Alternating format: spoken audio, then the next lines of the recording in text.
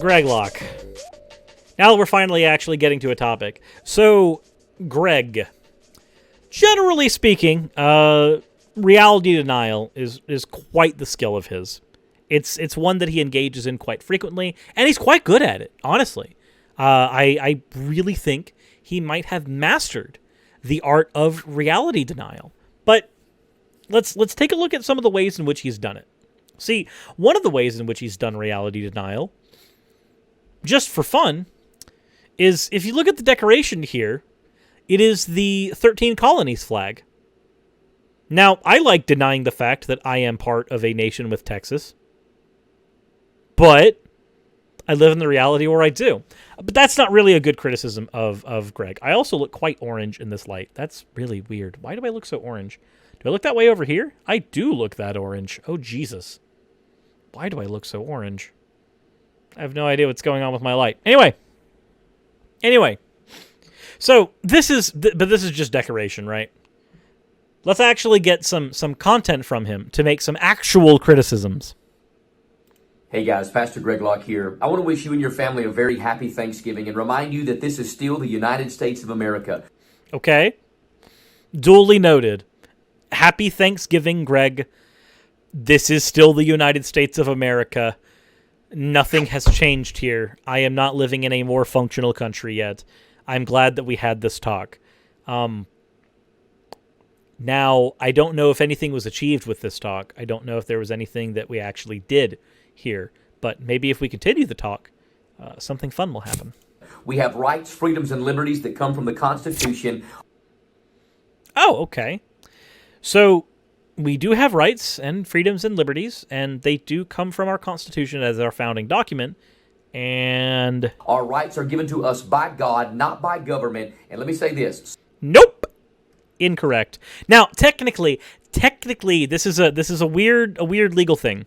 So, technically, our rights are enshrined as these are inalienable. They are from God, but really, they are still from the government. At the end of the day, they're still from the government. If the government decides to take away your rights, then you stop having them. That's just kind of a...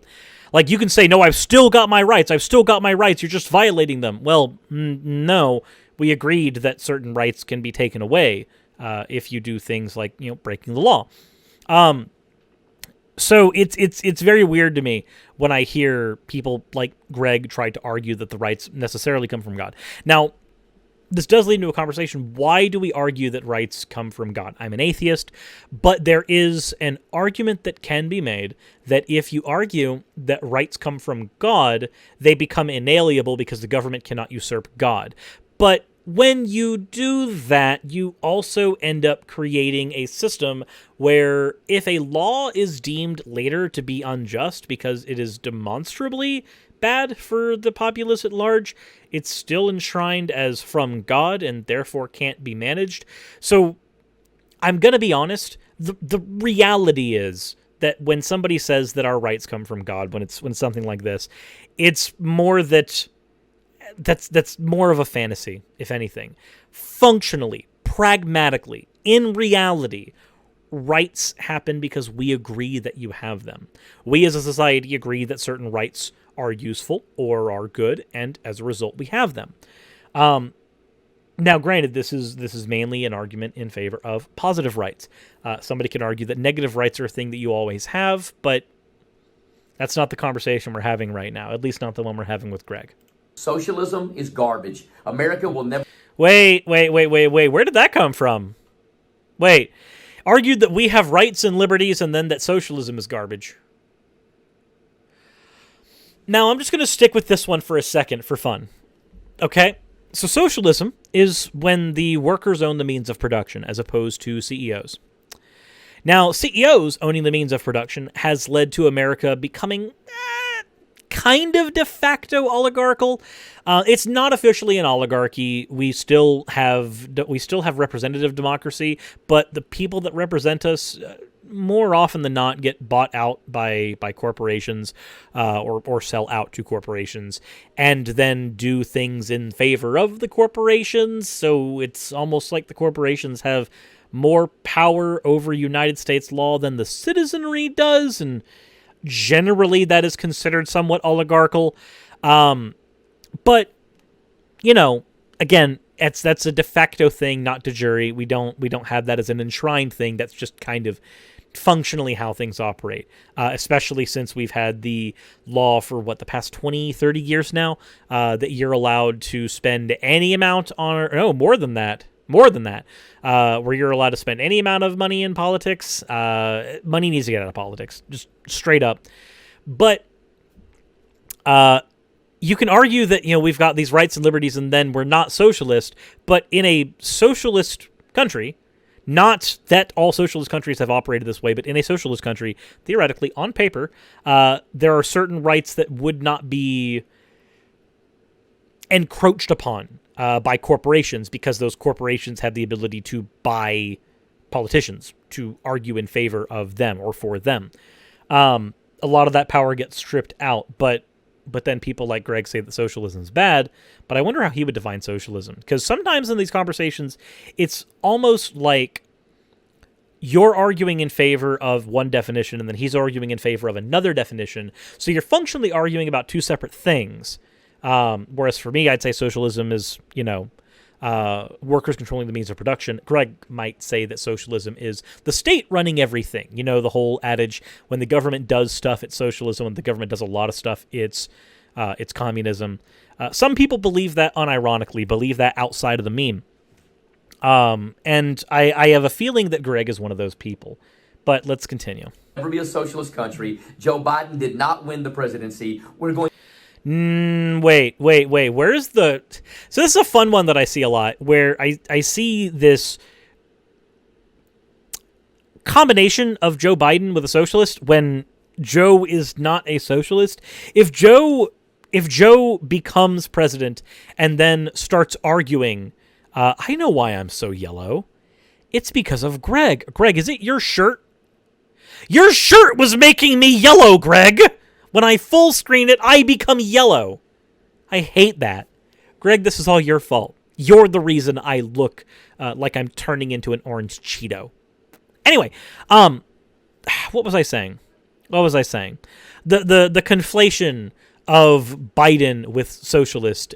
I think this generally comes from the idea that everything to the left of conservatism is socialism and also communism. But it's very strange for me to take a conservative Christian like Greg Locke, who would argue that there are different types of Christians, or at least would argue that Catholics, for instance, aren't Christian. Basically, he would try to say, don't hastily generalize all Christians under a particular umbrella, because his special brand of Christianity is different than other brands. But then, in that same breath, he is the type of person who would argue that everything from the left of conservatism is socialism.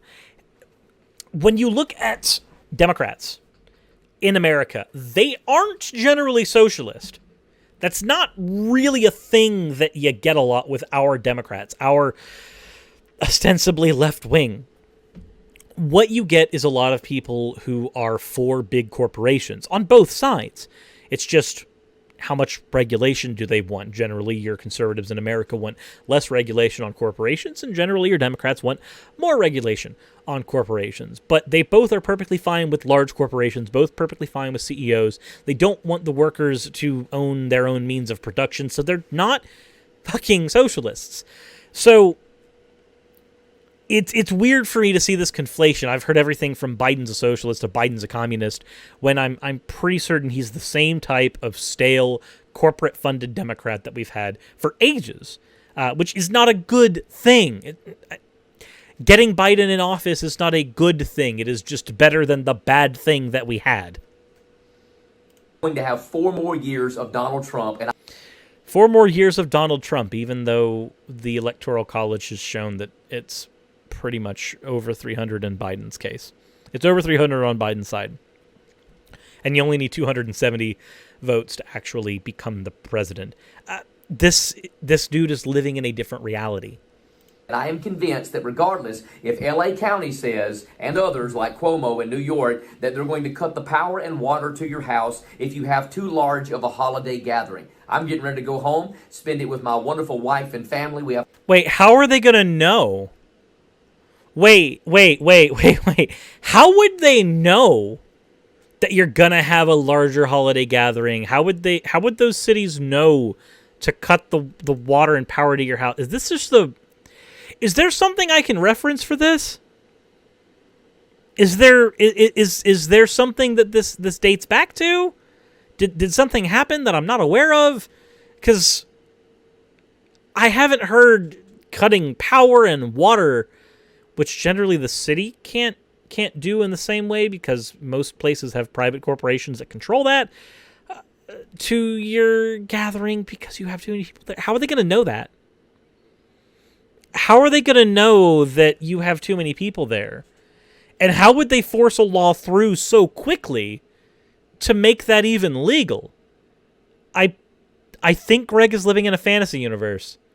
A fantasy universe where he's the hero and also the victim and must prevail. Remember when I began this and said that Greg Locke has this talent for living in an alternate reality? I think this is it.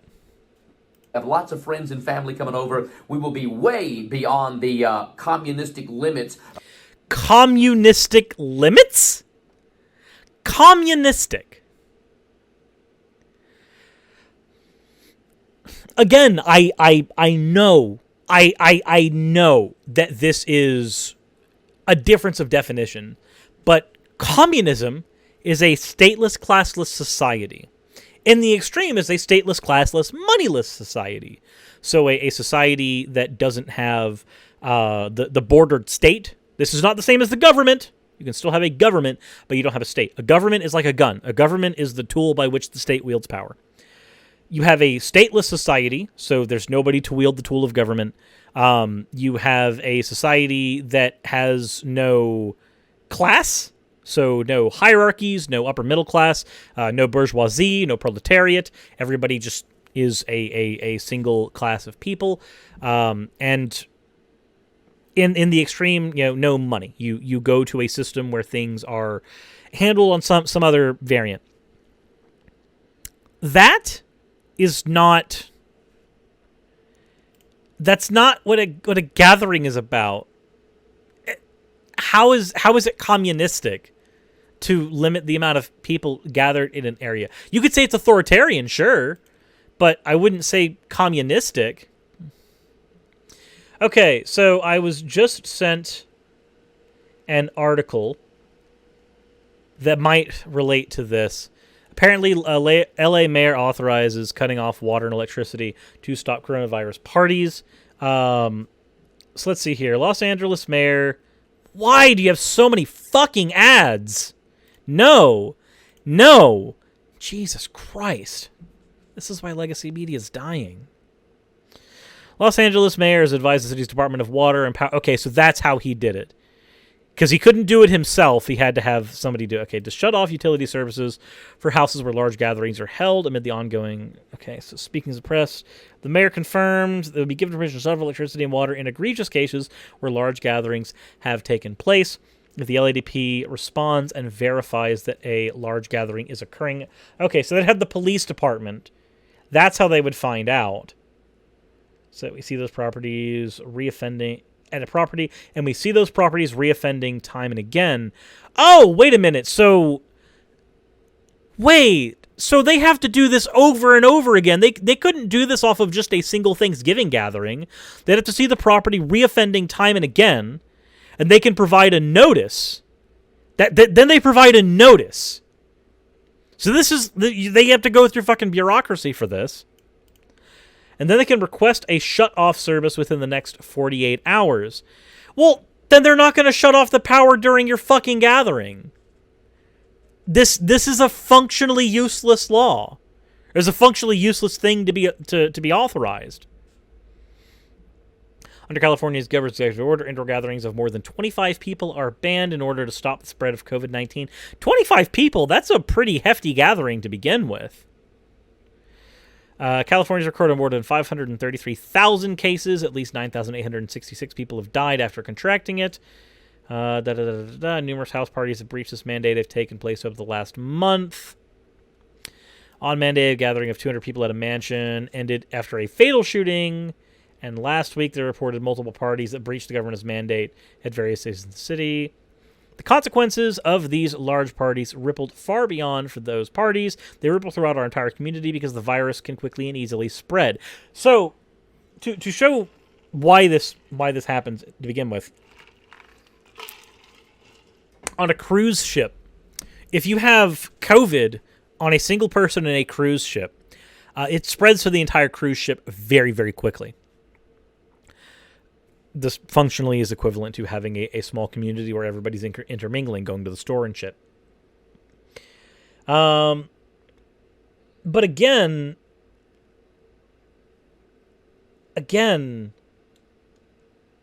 it takes 48 hours for them, and that's after repeated offenses, for them to do anything. For most people, this isn't going to even affect them. This isn't going to do anything. Like, you can argue it's a bad thing, sure, but at the end of the day, it's not going to affect anyone. And if 25 people is your limit, you can have a pretty bomb Thanksgiving off of 25 people. So I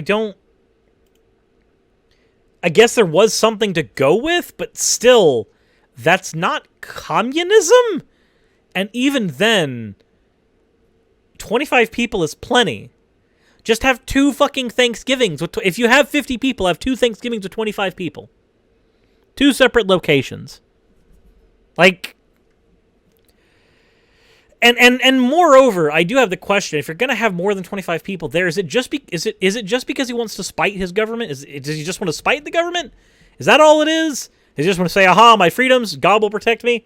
Is that the functional reason why? Like, what is the reason that people like Greg engage that way? Does the safety of the people and their family not matter to them? Is that a thing?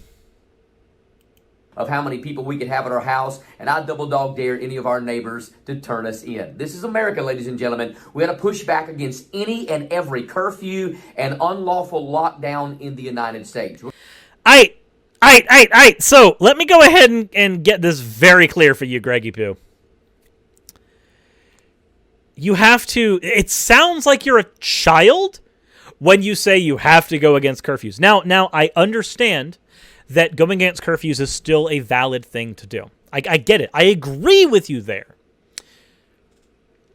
But when you talk about how did you word it? Let's figure out exactly how you worded this so that I'm not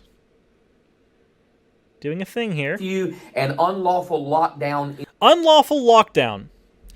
Greg, my friend, do you realize that if a lockdown order is suggested, it is lawful? If your government puts a lockdown order in, that is lawful. Now let me explain. Within our Constitution, we have a First Amendment. We have the freedom of speech. The freedom of speech includes all peaceable gatherings. Peaceable, not peaceful, peaceable. This means any gathering that does not create a problem for the public, that does not create an issue. Now, what kind of gathering creates an issue for the public? Well, any gathering that is large in the middle of a pandemic. That is a non-peaceable gathering. That is a dangerous gathering. So when people like Greg try to say that it's unlawful, and yet our First Amendment literally has a section in it that argues in what cases large gatherings can be prohibited when they are not peaceable, when they are dangerous, and we are in the middle of a pandemic, so they are in fact dangerous. I have to wonder if Greg has actually ever read his own fucking Constitution. In the United States. We're going to stand up. We're going to stand strong. Happy Thanksgiving. God bless America. God bless Donald Trump. And the cultist mentality continues. I look forward to 4 more years of the greatest presidency we've ever experienced in the history of this great nation. And when people like Greg Locke are the ones saying that we had the greatest presidency ever under Trump, that's usually my first signal that it's not. That he's not. Because people like Greg Locke are garbage. Now, granted, that's not a great metric. I've got other videos and other reasons as to why I believe that it's bad to have 4 more years of Trump. But anywho, it is not, by the way, you mentioned that it was a slippery slope to have the peaceable thing. It's not a slippery slope, and if it was a slippery slope, then we would have been falling down that slope for the last 200 years. But we really haven't. So, anywho, I don't want to say cringe, because that's not an argument. That doesn't get us anywhere. But I do still kind of want to just say cringe, because it's Greg literally having, it's not so much a tantrum as it is whining about his position in the United States and how things are. He lives in a separate reality where Biden didn't win the presidency, but he did. And we do have one of the more secure elections this year than we have before. And the reasons this is one of the most secure elections is because of how many times we have had to go back and recount or relook at or redo the fucking votes. Redo is a bad word for that. Not recasting so much as going back and re-looking at everything. The amount of times that has had to have been done should only increase people's confidence in the election. If I think that the math on something is wrong and I double, triple, and quadruple check it, by the time I've checked it the 4th time, I should be more confident in the result than less confident in the result. But there are people like Greg who the mere fact that double and triple checking is happening at all gives him reason to be less confident. And of course,